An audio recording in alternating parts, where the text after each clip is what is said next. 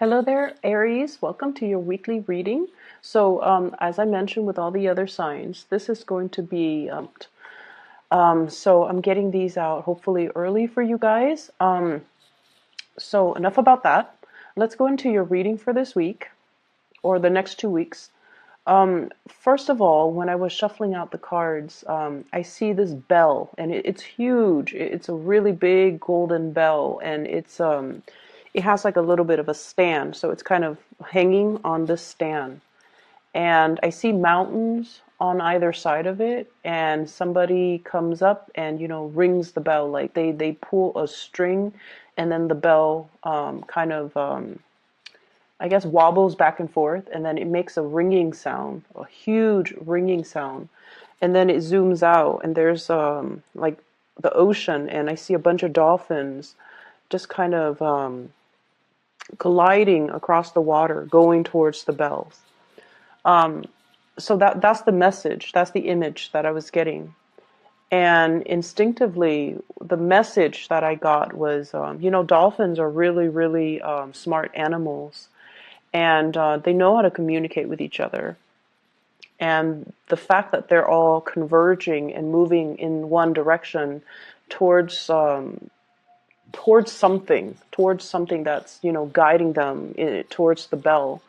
And bells in general usually signifies to me messages, communication, and especially it's a signal that something is coming in, somebody's coming in, some messages are coming in, and things like that. So I feel for many of you, if you have been waiting around for a situation, the bells signify to me that it's going to get resolved, and there's going to be communication regarding whatever it is that's weighing heavily on your mind. So, first of all, from the spread, what I feel is there's a love connection here. And I do feel like an Aries dealing with another fire sign. Okay, so an Aries, Sagittarius, Leo, and another Aries. And what I'm just getting, all zodiac signs aside, what I'm getting here is I feel like somebody was really, really dragging their feet, and they have made you wait for a very long time. And I feel like, you really, really love this person, you care about this person. And it's just the situation dragged on for so long. And while they made you wait, it's not exactly like you were staying still waiting for them. Life moves forward, and you were distracting yourself with other things. And whenever they, decide to come around, then you would engage with them in conversation. But it just seems like there was a situation that really didn't get off the ground. Like it just didn't have the chance or the opportunity or whatever circumstantial, whatever circumstances surrounding the situation, it was not able to get off the ground. And I feel almost like many of you feel like if the person comes around, I'm still going to give it another try. I'm still going to fight another day. I'm still willing to invest my all into the situation. So I feel like you care about this person. And some of you might have even, really loved this person. And what I'm getting is I feel like this person is either intimidated by you or they're dealing with trust issues where they're not able to give you their heart, or they feel a little bit scared about engaging with you or connecting with you or being in a relationship with you. Okay, so there's some fear here that I'm picking up. And if this is a person that you're linked up with, like via social media, they're looking at your images, they're looking at your pictures, and they might feel like, oh, wow, the Aries has a lot of suitors around them. You might, for example, if you're heterosexual and you're male, you might take a lot of pictures with a lot of women. Okay, these could be cousins, these could be friends, these could be coworkers, they could just be, platonic friends. But without the context, without knowing your personal life, and someone just scrolls through your social media and they see all these pictures of you and, you know, the opposite gender, and they could jump to conclusions and think that you are not available, you're dating somebody, or you're dating a lot of people, or you're just you know, you're just dealing with a lot of people. So that's why they're a little bit skittish. Okay. I'm also seeing some men. So for those of you who are women and you are dating men, I'm seeing some of the men looking at your social media, and I feel something like there's a very provocative energy. So I don't know if you are taking pictures that are a little bit provocative, like you're not wearing a lot of clothes, or you're wearing, like, you know, plunging necklines, and they're looking at that, and I feel almost like they're just kind of shocked. Okay, like they didn't expect that. I'm also seeing that for them.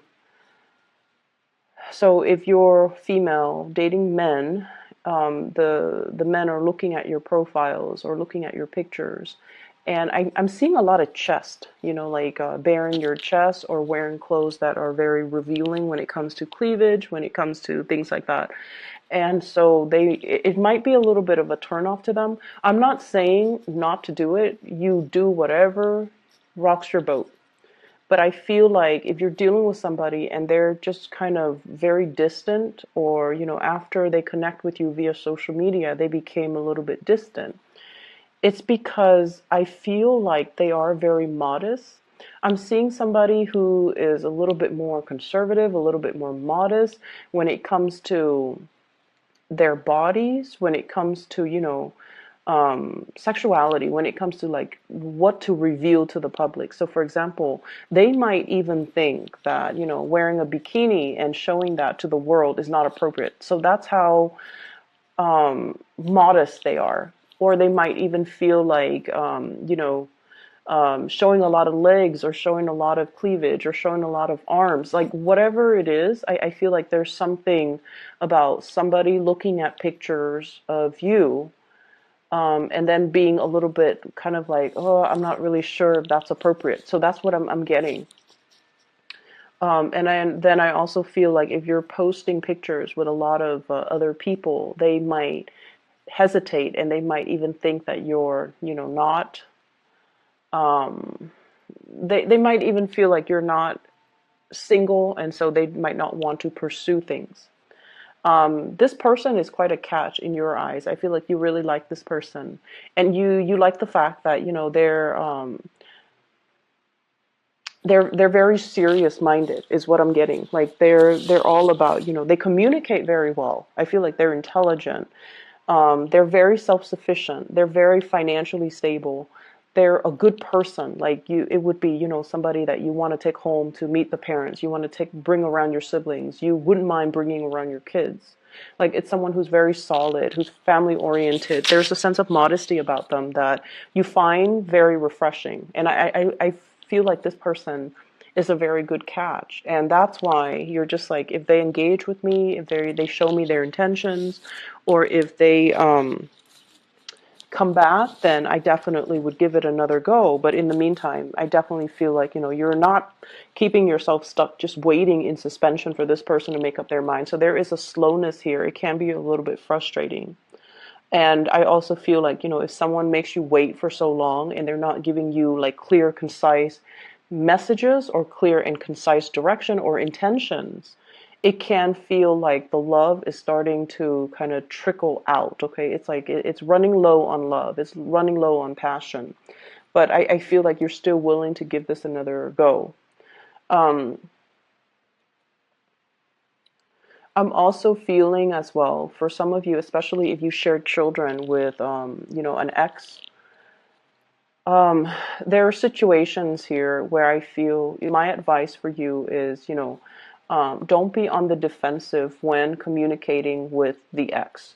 Don't be on the defensive when trying to split up responsibilities. You know, for example, the child, your child might want to kind of work out the details, and I would say early on, and then stick to them. So, don't wait until the last minute to try to scramble and try to figure out what to do, because by that time I feel like you would have already, like invited guests or planned something, and then they kind of put a little bit of a wrench in the works when it comes to your plans. Okay, so I do see co-parenting issues coming into the picture, especially if you have children under the age of 10. I feel like it can be a source of contention between you and another person.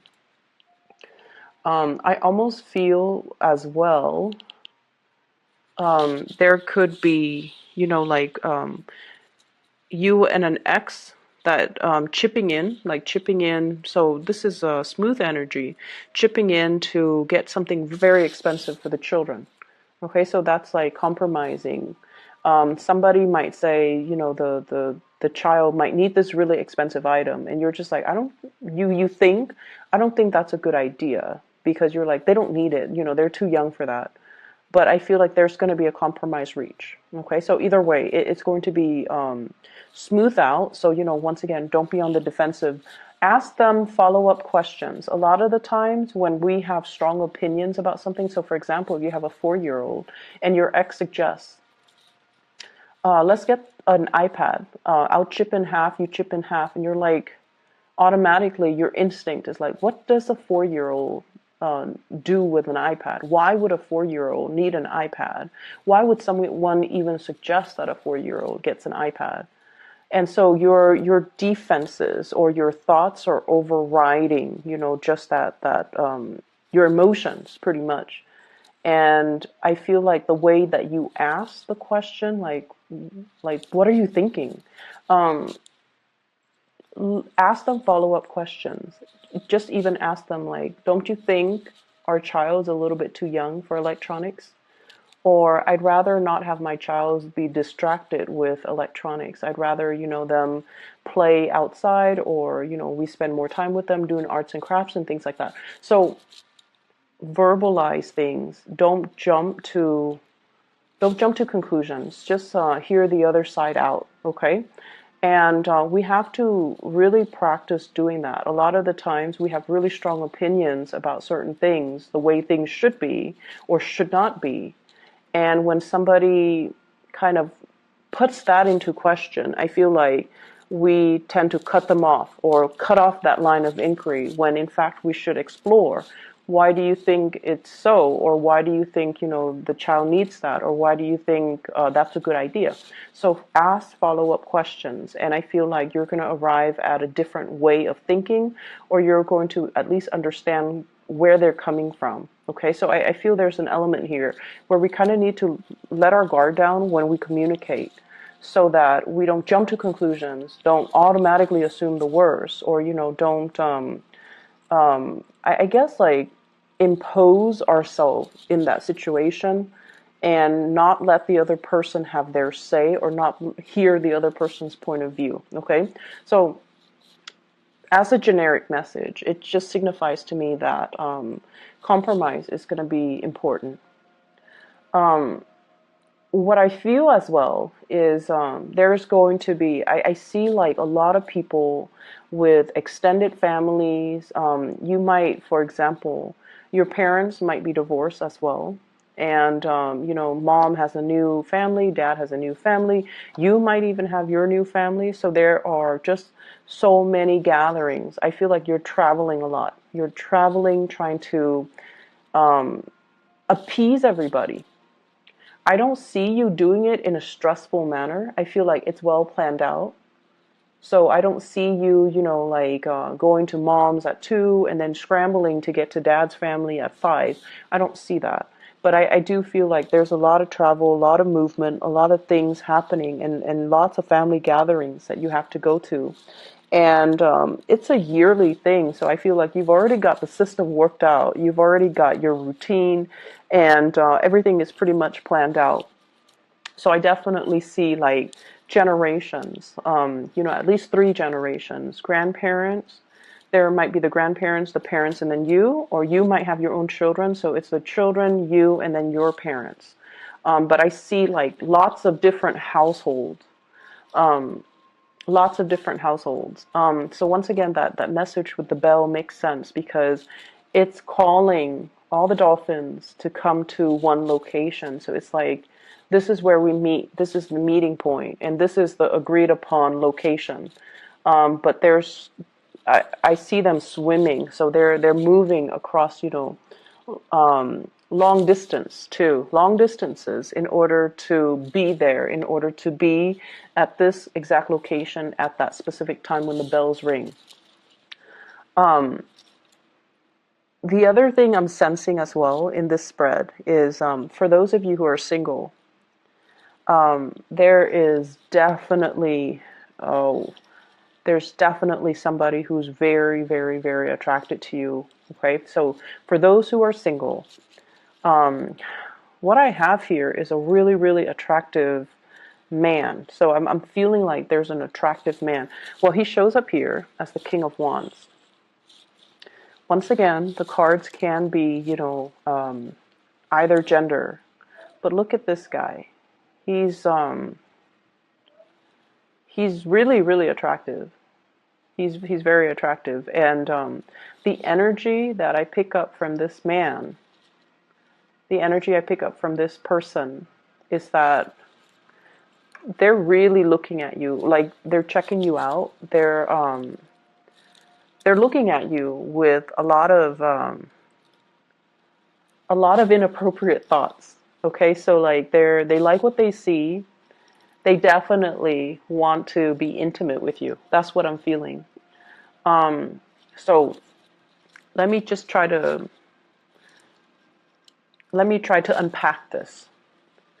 So because I feel like the circumstances could be different. So I feel like this is possibly a fire sign, Sagittarius, Aries, or Leo. This is someone that is a little bit like outdoorsy. They like to do things outdoors. They like camping, fishing, shooting guns, even going to going hiking. They're very, very athletic, possibly, and they might be into sports. I also see somebody who likes guns, like shooting guns outdoors or indoors or whatever it is. I'm also feeling somebody who might be in some type of a law enforcement capacity. Okay, so they might wear a uniform, they might wear a gun to work, they might have handcuffs. They are just very, very alpha. Their energy is really strong. They're physically strong. And I feel like they're really very attractive. For those who are single watching this, I'm sensing that, you might have gotten out of a relationship, okay? And I feel like you might have children. You might have gotten out of a relationship. You're doing the co-parenting thing with your ex.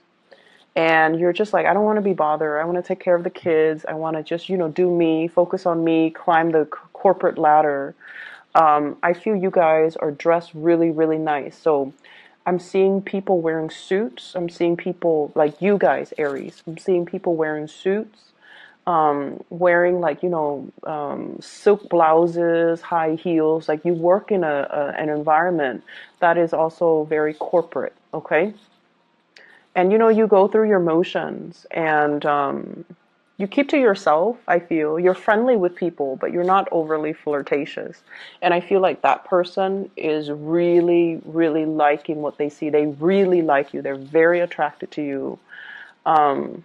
They do want to get intimate with you. Okay, and I feel if they've been holding back, you might want to check to see if they're wearing a wedding ring, because I feel like they might be in another relationship, like a serious relationship. Either they're engaged, or they're wearing a wedding band, an engagement band, or they are married.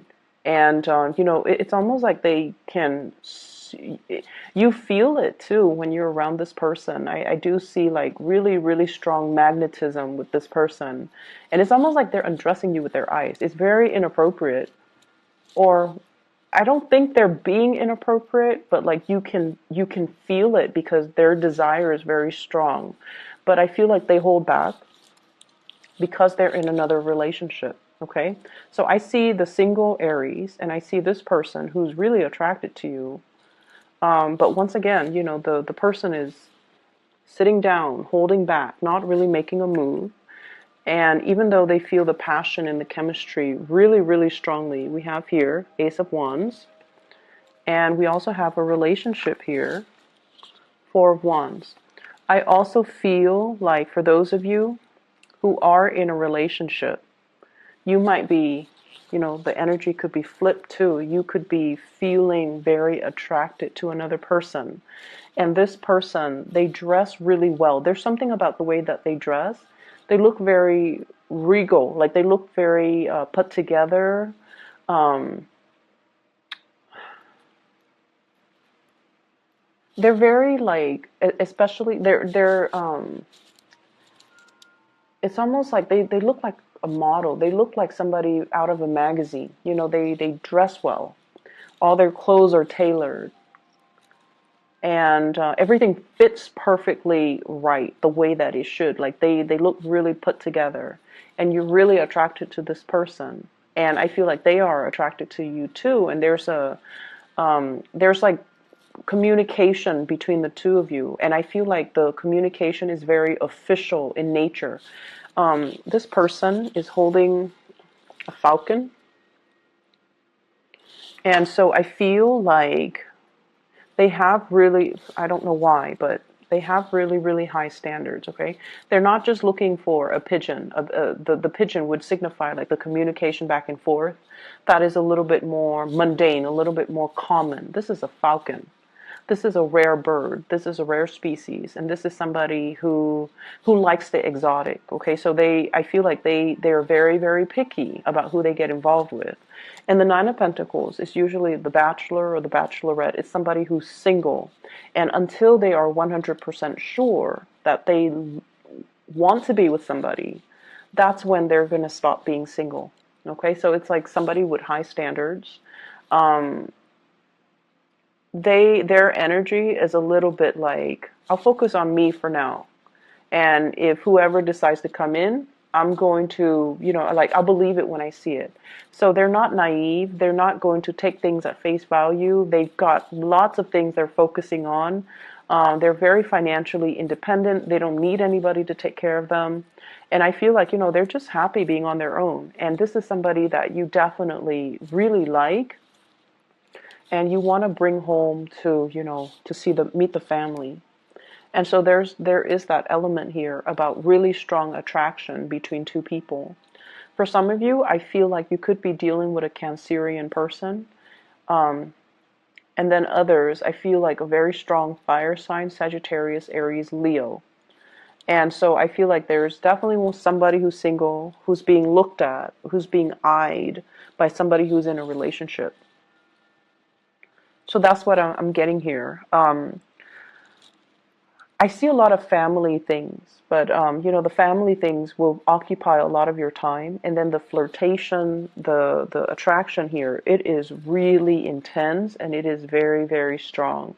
It's it's really, really strong. It's like jumping out at me, where there's somebody with a lot of pheromones, like they're emitting pheromones, and they want you to know how they feel. But I feel like they're trying to do the right thing, and they're not trying to.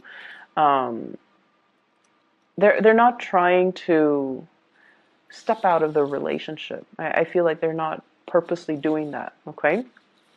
So that is all that I have for you here, Aries. I hope the reading is helpful for you guys.